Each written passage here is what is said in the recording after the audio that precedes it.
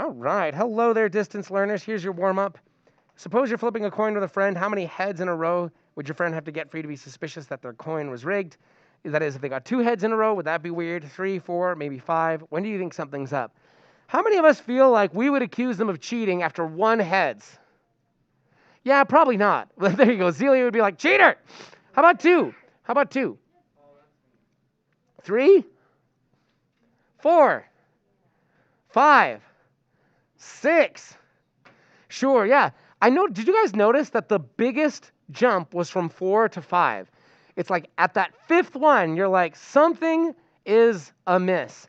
And so let's talk a little bit about that and make sure we're all good to go on probability before we carry on. All right, here we go, guys. Will you open up your planners to page 100? Happy Bulldogs are beautiful day. Yeah, bulldog. How many of us have an English bulldog in our life or a French bulldog? Yeah, Ruby, what's your bulldog's name? Oh, that's too bad. But what was his name when he was with the living? Moose. That's a fantastic name for a bulldog. I'm all about that. How was Moose amazing? What's that? He smelled bad? Yeah. It's all those wrinkles. You really got to clean out their wrinkles is what I've been told. Like, yeah, he was all right. I'll take that. Anybody else have a bulldog in their life? Yeah, Luis. Used to? What was your bulldog's name? Boomer? I'm all about that. I am loving these bulldogs. Bulldogs always have the best names. Yeah, McKenna. So, he's not mine, but he's my friend. Yeah? And his name is Punky. Punky, that is an awesome... I'm telling you, like, I love it because the girl bulldogs always have the sweetest names, like Sophie and Daisy. And then the dudes are all Punky and Boomer. Like, I love it. I love it. There's something about naming bulldogs that's so awesome. Cat. Named what? Ribbon? That's awesome. I'm into that. Haley. 2? Yes, Tank and Bella, 2 English bulldogs that are friends. That is a children's story right there, if I ever heard one. Tank and Bella. They're 2 English bulldogs, and they are friends. All right. What's our first essential question? And I hope that I could get that from, let's see, nobody out there at the moment. Lizzie, what's our first essential question today? Yeah, let's do that. Can we make sure we're all caught up on probability? I know how it is when when I'm not here, guys. And doing my lessons on the video like that is never as good as it is live because I can't think of all the questions that you might have. So we'll make sure. However, how many of you actually wound up going to random.org and playing around with that? And did anybody actually wind up doing that? It's fun, right? Like the random.org thing with like the random card draws and die rolls. You can do some fun stuff with that. I really like that one. Let's see here. Ailey, what's our second essential question? Yeah, you say it just like that, disjoint. Uh-huh. Yeah, what are disjoint or complementary events? And how can I tell them apart? Ah.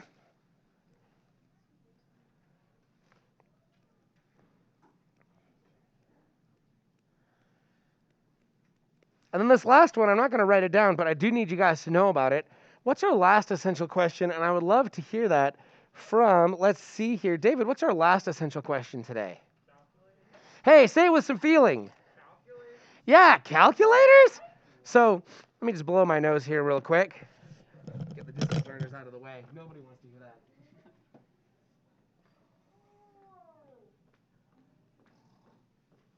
All right.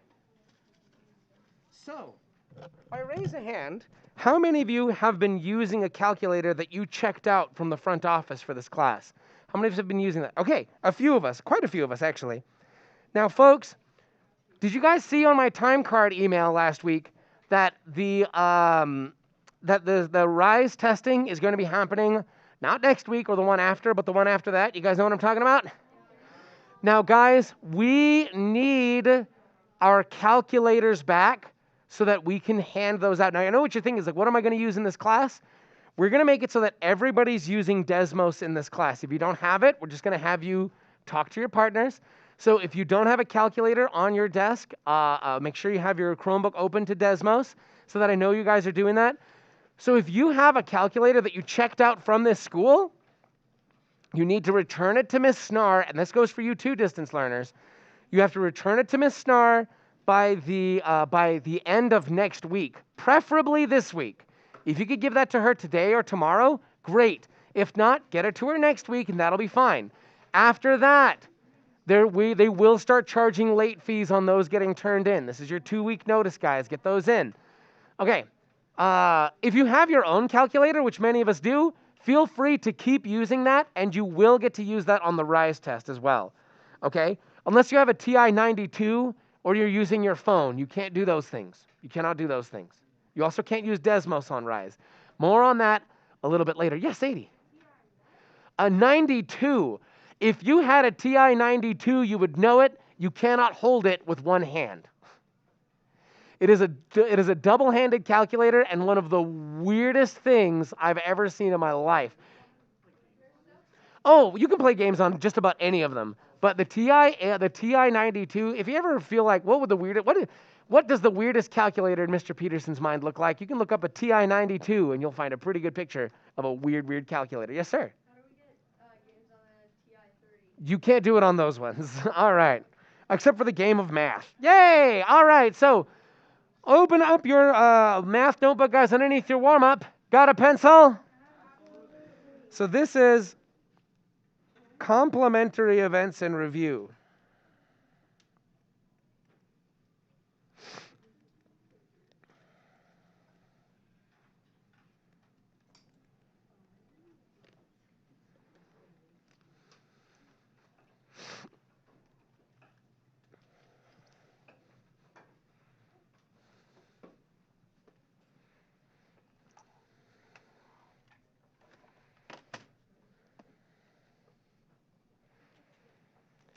Okay, first things first, let's make sure we understand how a probability works theoretically and also experimentally, okay? So we'll just make sure we're feeling really good. So let's talk about probability. So probability, the probability of an event occurring is equal to the number of favorable outcomes, and I put quotation marks around favorable, because sometimes it's not good, right? Gesundheit. Divided by the number of total outcomes.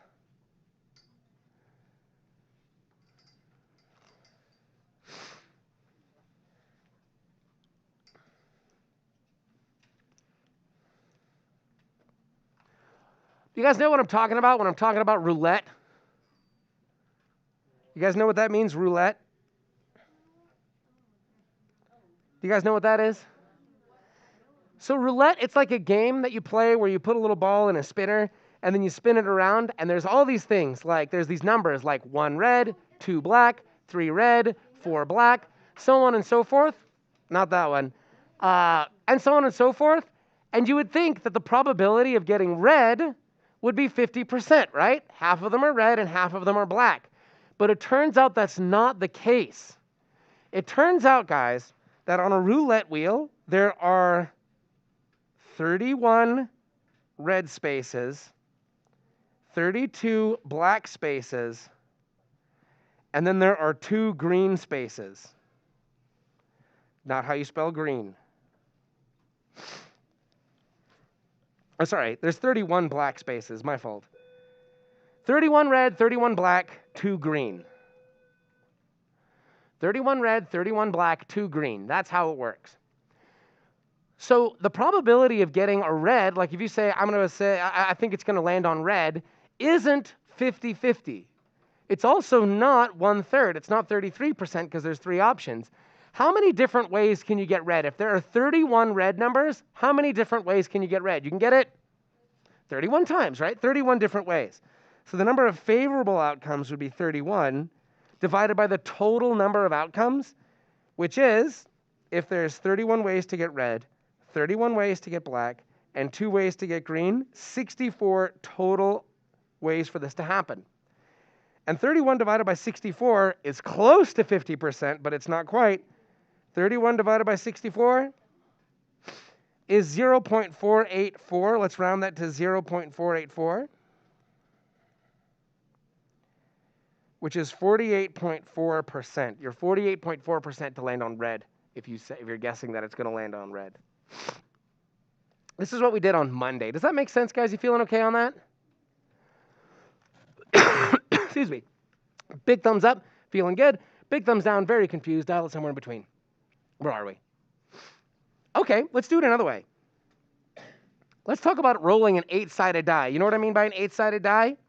So the outcomes could be 1, 2, 3, 4, 5, 6, 7, or 8.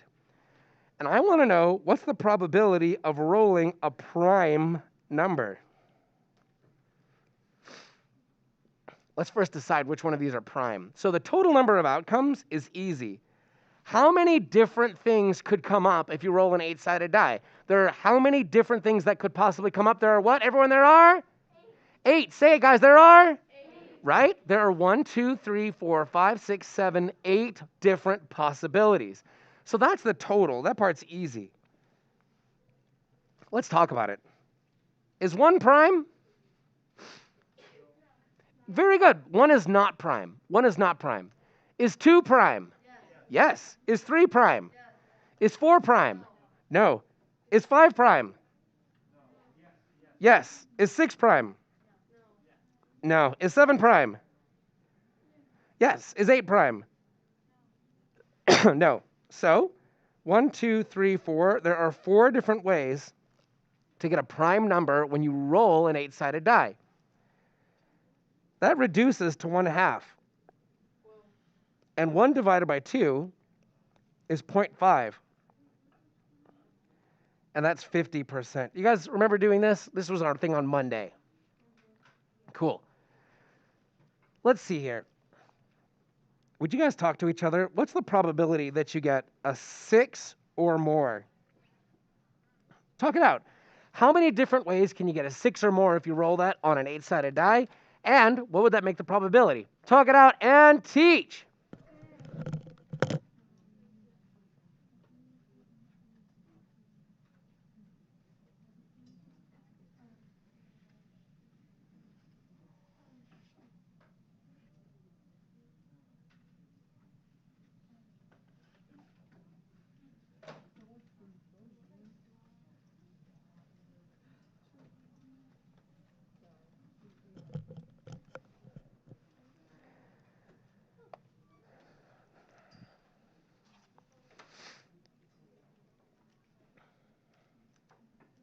All right.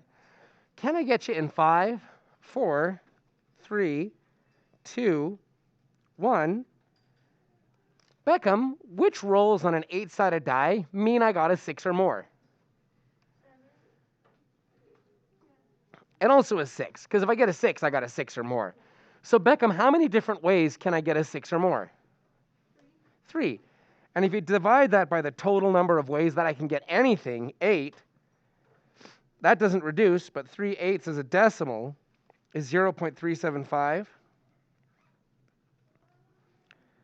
which is 37.5%. How many of us feel pretty good about this at this point? You guys doing okay out there? Let's dial it in. Big thumbs up. Probability is not so bad. I get it. It's the total number of ways that something can happen. That's what I'm looking for happens divided by the total number of things. Then dial it somewhere in between. Where is everybody? Where is everybody? Let me see. Okay, we'll make sure we keep working on it. Okay. So the other day, yesterday, we were supposed to talk about what's called experimental probability, which is, I think, actually a lot more fun, which means, do you guys remember how many cards are in a standard deck of cards? 52. There's 52 cards. Half of them are red, half of them are black. So theoretically, the probability of getting a black card is equal to 1/2, which is 0.5, which is 50%. But if you get dealt 5 cards, you can't actually get half red, half black. So if you get dealt 5 cards and you get red, red, black, red, black for your cards. How many black cards did you actually get? Everyone, you actually got how many? Everyone, you actually got? 2. Divided by how many cards you got total. How many cards total did you get in your hand? You got? 5. So the experimental probability of getting black is 2 out of 5, which is 0.4, which is 40%. Slightly less than 50%. So your experimental probability will probably be different than your theoretical probability, but they should be close. They should be close. Okay. Let's see here. This brings us to what we're supposed to be talking about today. So there's this word I used, disjoint. Got a pencil? 2 events are disjoint. disjoint. If they cannot happen at the same time.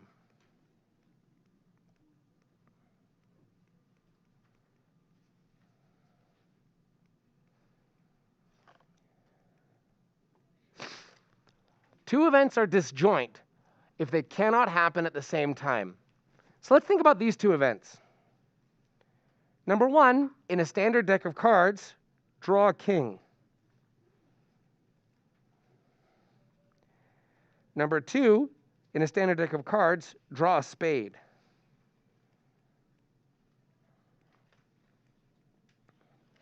Those each have a probability that we could calculate, right?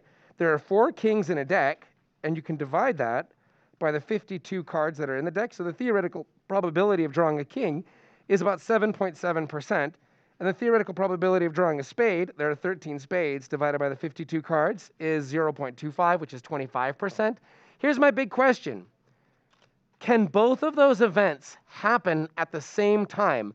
Can you draw a card that would make it so I drew a king and I drew a spade? What do you guys think? Yes or no? Talk it out. Can those both happen at the same time? Teach.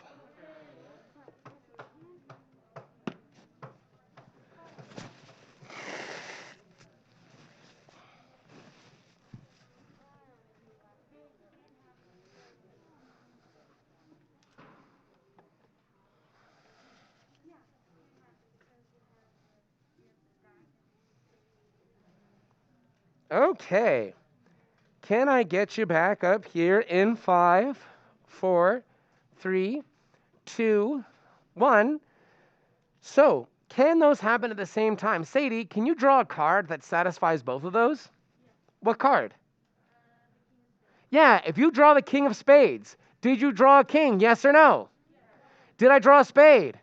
So since those can both happen at the same time, those events are not disjoint.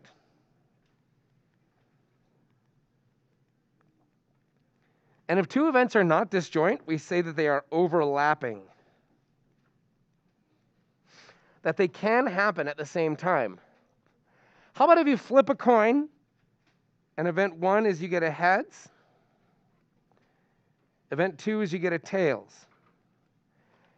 Is that disjoint? That is, can those happen at the same time? If not, it's disjoint.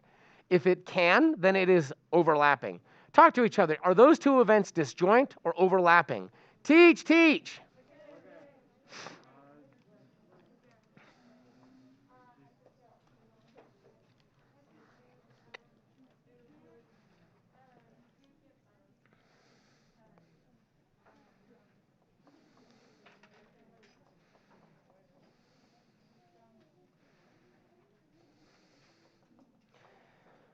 Okay, everybody. Can I get you back in 5, 4, 3, 2, 1? What do you think, Aiden? Can I get heads and tails at the same time on a coin flip? No, I can't, which is why we say that this is disjoint. You cannot actually get a heads and a tails at the same time on your coin. Even if it lands on the side, that's a different event, right? And also we discard that. We're not, like, if something lands on its side, you reflip. Everybody knows that. All right, let's see here. Here's your next two, guys. If you roll a 6-sided die, event 1 is get a 6. Event 2 is get a 4.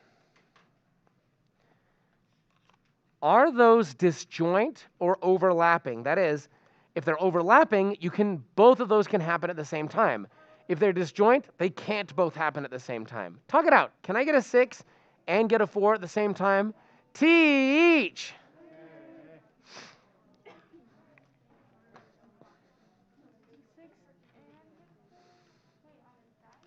Uh-huh.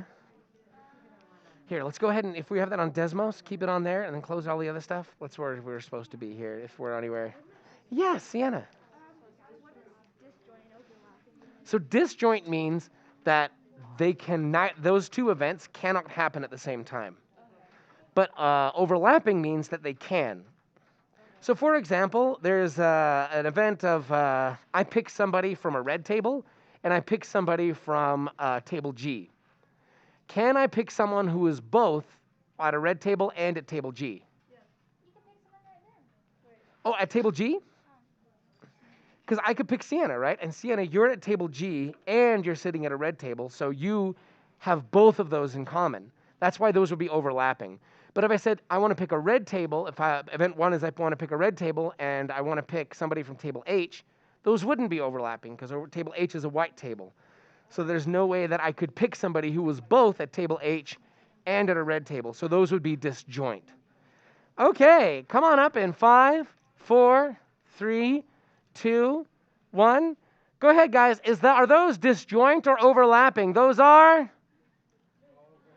Boo. Those are what? Everyone, those are? I'm hearing overlapping and I'm hearing disjoint. So overlapping means that I can get both of them at the same time. Can someone tell me if I roll a die, what would it say on the die where I would get a 4 and a 6 at the same time? Because if I roll a die, there's 6 outcomes, right? 1, 2, 3, 4, 5, 6. Are any of those both 6 and 4 at the same time? Yes or no? I'd say whatever, and I'd say no, which is why we would say they are disjoint. Disjoint.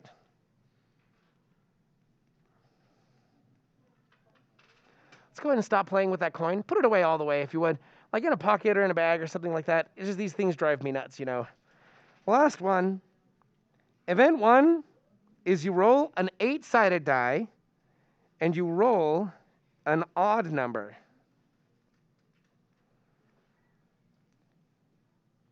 And event 2 is you roll a prime number. If you roll an 8-sided die, can you roll an odd number and a prime number at the same time? If so, they are overlapping. If not, they are disjoint. Teach!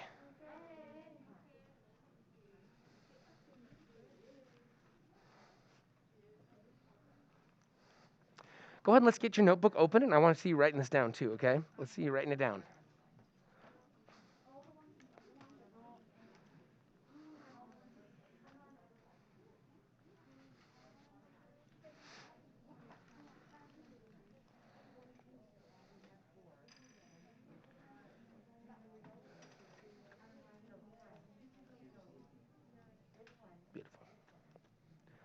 Okay, everybody, can I get you back up here in 5, 4, 3, 2, 1. Let's see. Are those disjoint or are they overlapping? They are whatever they are? Overlapping. Very good. Why are they overlapping? Let me see if I can get a little bit of help from, that's going to be, Zelia, why are those events overlapping?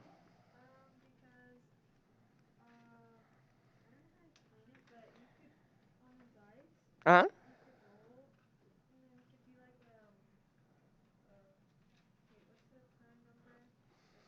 5. Beautiful. And a 5 is both odd and prime, which means that there's something that satisfies both. That's how you know if something's overlapping or disjoint. Now there's this other thing called complementary. So I'm going to keep those in view. Give yourself a little space because we're going to talk about all those again. Complementary events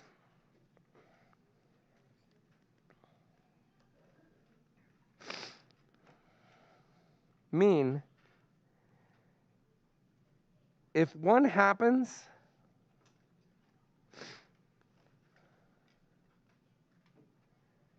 well, sorry, I'm saying that wrong. If one doesn't happen, is what I really should say. If one doesn't happen,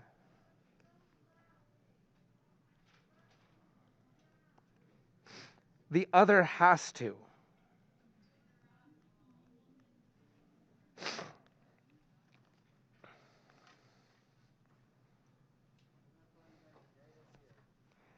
The most classic one is heads and tails. Guys, if I flip a coin and I do that thing where I catch it in the air and I slap it on my hand so that it doesn't do that silly thing that happens only in movies where it lands on the side and like doesn't land on heads or tails, if I don't get heads, I must have gotten tails. If I don't get tails, I had to get. That's right. And since the only options in town are heads and tails, those are complementary events. If one doesn't happen, the other one has to.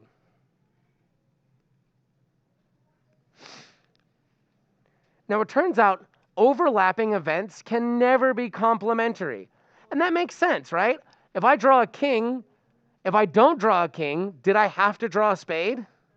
No, I could have drawn the queen of diamonds. That's neither a queen nor a spade. So this is non-complementary.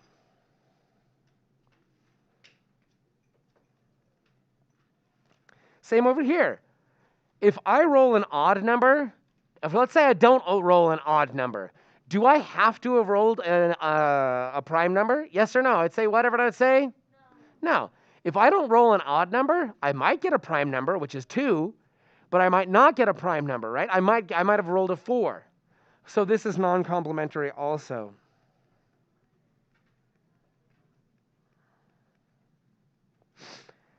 How about this last one?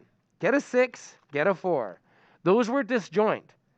If I roll a 6, or excuse me, if I don't roll a 6, did I have to get a 4? Talk it out, guys. If I don't get one, do I have to get the other? Talk to each other about that and let's see how it goes. Teach.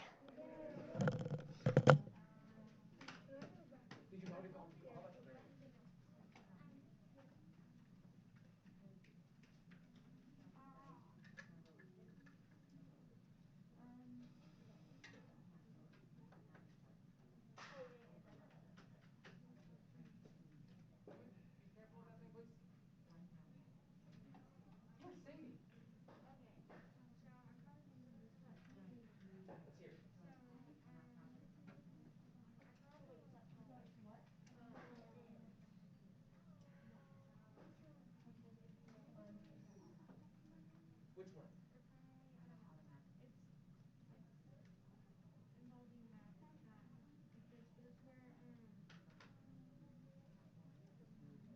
Are you talking about the 90-degree angle thing?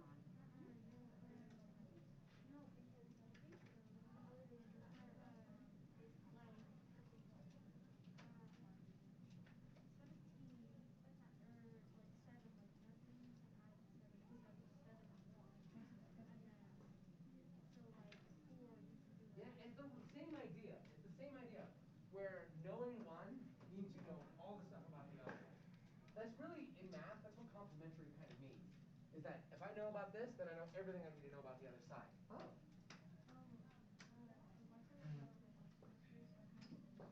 That's okay. Let's take a look here. Let me get this guy, this going for everybody, and then we'll take a look here. Okay, everybody. Can I get you back up here in 5, 4, 3, 2, 1? So my question is, if I don't roll a 6, do I have to get a 4? Presley, if I don't roll a 6, do I have to get a 4? No, what might I get? Yeah, like? Yeah, like 5, 1, 2, 3. So these are non-complementary.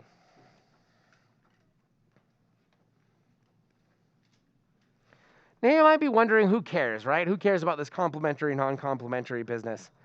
Well, let me show you why it's kind of handy. All right. Go ahead and draw a bag. Imagine a bag with marbles in it. You guys okay with that? Go ahead and draw a bag with marbles in it. And we're going to say, I'll wait. We're going to say that this bag has 4 blue marbles. I'm actually going to make that 4 blue marbles, 8 red marbles, 6 black marbles,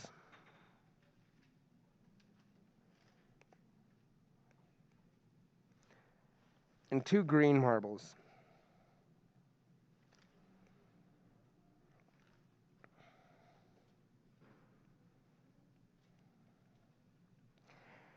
As a reduced fraction and a decimal and a percentage, will you please calculate the theoretical probability of pulling a blue marble out of this bag? That is, how many blue marbles are in the bag, and then you divide it by how many marbles are in the bag total. Talk it out, and here we go. Teach!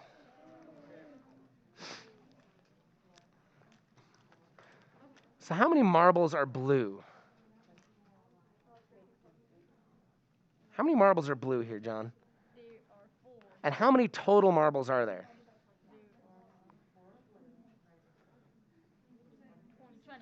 Very good. And divide those, and you'll get your probabilities, okay? Hi, Sadie. Okay, so I figured out my question.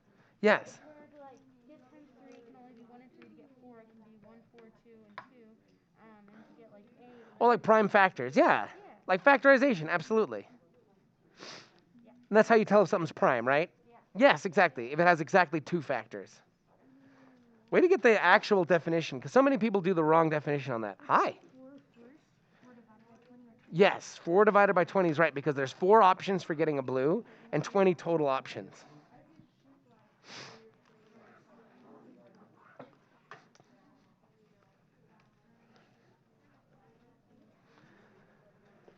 Okay, everybody, can I get you back up here in 5, 4, 3, 2, 1. So in the interest of time, I'll settle this, guys. The probability of getting a blue. How many ways are there to draw a blue? Everyone there, how many? Everyone there are? There's total ways to get a blue, only a blue. There's 4. How many different marbles are there? 20. So you do 4 divided by 20, which is 0.2, which is 20%.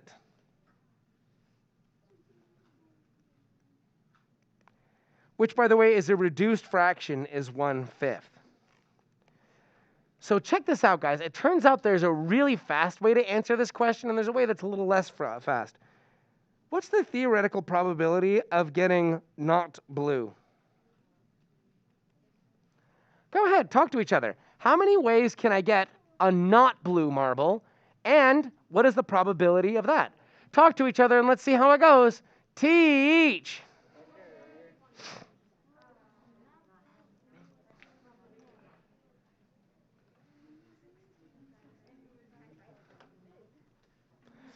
All right, what do you think? What's the probability of getting a not blue marble? How many not blue marbles are in there, Kat? Beautiful. And now divide that by the total number of marbles, and that'll give you the probability you want. Go ahead and get that on for me, okay? What do you think? How many not blue marbles are there, Sophia? 24 would be 20 divided by 4, but You're right, but that wouldn't be right, right? Because 20 divided by 4 is 5, and now it's 500%. That's not good. I love where your head's at, though. Why don't you do it the long way first? How many not blue marbles are there? 8 divided by 20. Well, 8 of them are red, but that's not the only not blues, is it? Oh, 2 divided by 20. Well, that's green, but I want all the not blue marbles. 20 minus 4. What was it? 20 minus 4. Which is? Oh, I don't know. My head's... Pop it in your calculator. You got one right there. Go ahead. Join your partner. Help her out with this, okay? 16. Beautiful. There you go. Now turn that into a percentage, right?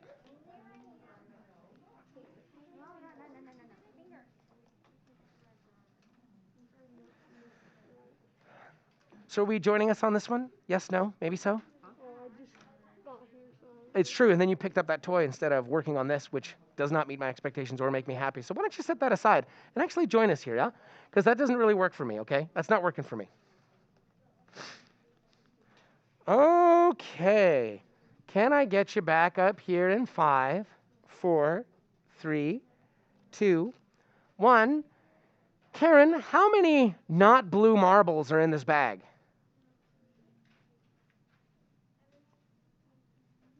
What's that? So there's 8 reds, 2 green, and 6 black for a total of how many not blue marbles? Well, there's 20 total marbles, but 4 of them are blue, which means Lizzie did that a different way where she said 20 minus 4 is 16. So it's 16 out of the 20 are not blue, which, by the way, reduces to 3/5. Nope, nope, nope. 16 out of the 4/5, excuse me, 4/5, which is 0.8, which is 80%. This is the point I want to bring up, and this is the thing that's going to show up on your self-assessment. Complementary events always add up. Table F. Kat, can I get your attention up here, please? This is kind of the big idea. Complementary events will always add up to 100%. 20% plus 80% is 100%. 0.2 plus 0.8 is 1. That's 100%. 1/5 plus 4/5 is 5/5. That's 1. That's 100%. That's all we got time for, guys. Hang out in your assigned seats, and I'll dismiss you.